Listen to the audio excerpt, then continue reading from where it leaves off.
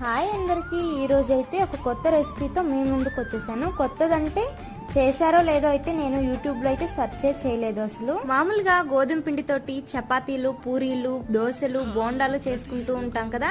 ఈ రోజు అయితే నేను కేక్ అయితే ట్రై చేశాను, చాలా బాగా వచ్చింది. ఫస్ట్ అయితే ప్రాసెస్ చూసేద్దాం. ఇప్పుడు ఒక కప్పు చక్కెరని మిక్సీ పట్టిన తర్వాత అందులోనే ఒక కప్పు పెరుగు యాడ్ చేసి మిక్సీ పట్టాలి. అందులోనే కొంచెం oil, baking powder, baking soda కూడా యాడ్ చేసి మిక్సీ పట్టిన తర్వాత ఒక గిన్నెలో ట్రాన్స్ఫర్ చేసుకొని అందులోనే ఒక కప్పు మైదా, ఒక కప్స్ గోధుమ పిండి వేసి బాగా కట్ అండ్ ఫోల్డ్ మెథడ్ లో కన్సిస్టెన్సీ కరెక్ట్ గా అయ్యే వరకు కలుపుతూ ఉండాలి.